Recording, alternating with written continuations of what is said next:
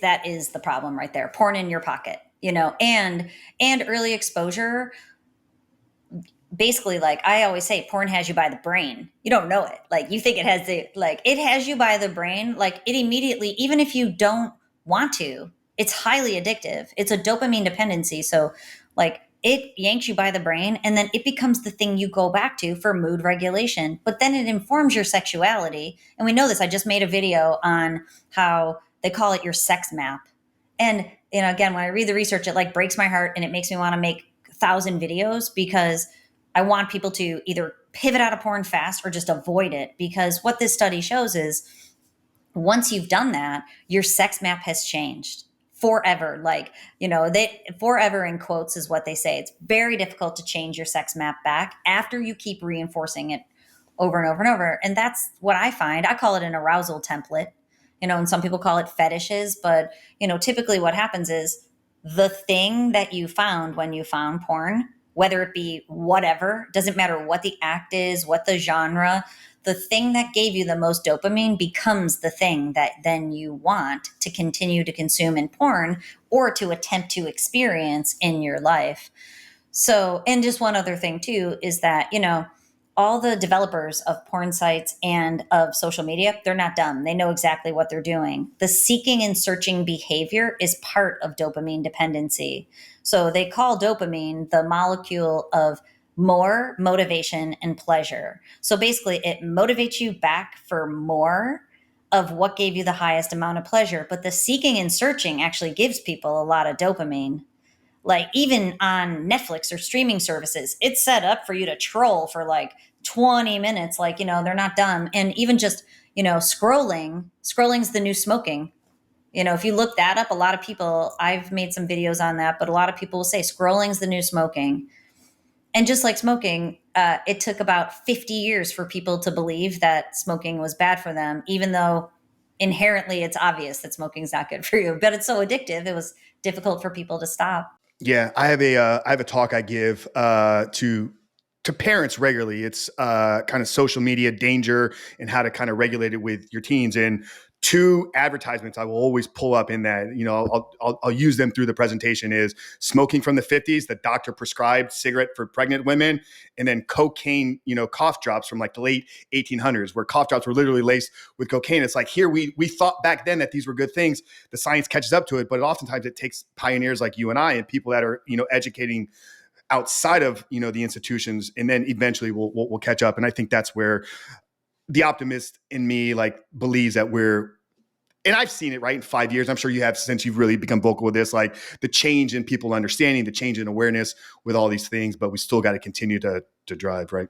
Yeah, it's beautiful because people are like, why don't you take down the institution? I'm like, I'm not even inspired to go towards taking down any institution, because and actually I looked up all the research on smoking because I found it fascinating, the parallel, because I know they're already saying, like scientists are already saying this is going to develop just like smoking did.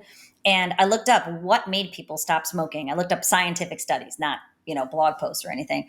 And there were basically, a handful of factors that, first of all, they became aware of the dangers and that it could cause cancer. So I made a video on this about porn, is that when people know that porn causes ED, that's like equating, the fact that cigarettes cause cancer. Like cancer was a thing that made people stop smoking. ED is going to be a thing that makes people stop watching porn. It is a driving force. Another factor was the level of how addictive smoking was. So once studies came out and once people actually bought into the idea smoking's addictive, then they're like, I don't want an addiction. And then they try and it's difficult to quit. So they know they're addicted. So addiction was another marker. And the third one was secondhand smoke. So, which I think is such a cool parallel to porn, because people also don't realize how much it's impacting their relationships, especially like when it gets to a certain point, that tipping point, that straw that broke the camel's back. What happens is then, they'll have difficulty in their primary relationship with their partner. We know there's more than a 50% divorce and breakup rate when porn's in the mix, opposed to relationships that don't have porn. We know that it impacts children. And a lot of the people I work with are estranged from their children because their children found out about their porn habit and the kids don't want anything to do with them. Or it's changed the person, the person who is addicted to porn, because they interact in a hypersexual way, which makes them, like my friends will joke that they have porn dar or porn radar, because now, like if we're talking with someone and they're just so overly sexual, they can't stop talking about the things that they're thinking about. So that really impacts. So I thought that was really interesting. Cancer, addiction, and secondhand smoke, which is likened to ED, porn super addictive, and it's impacting and ruining your relationships And your families. Yeah.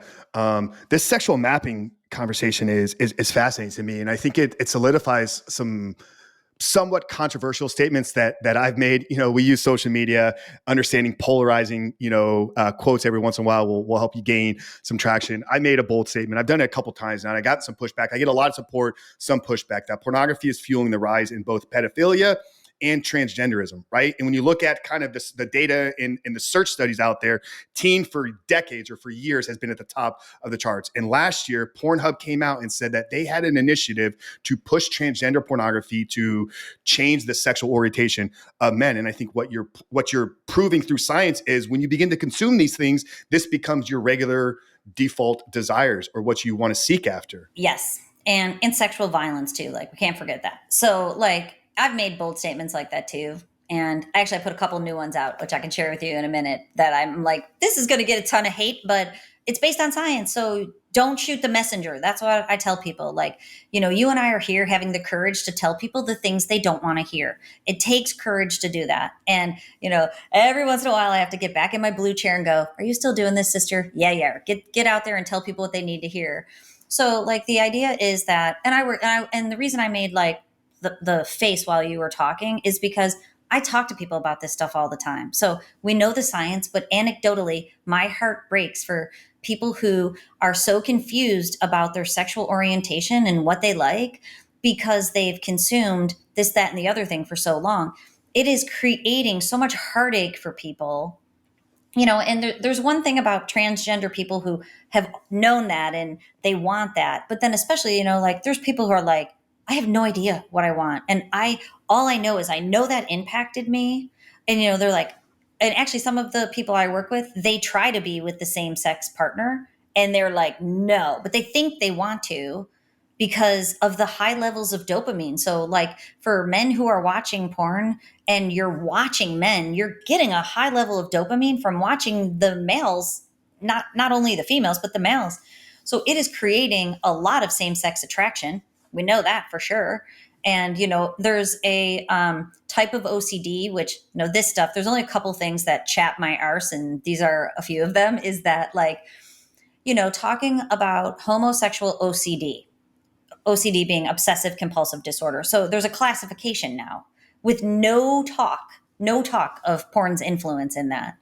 So like now they're just saying randomly for no reason, a whole lot of people are having OCD about being with the same sex.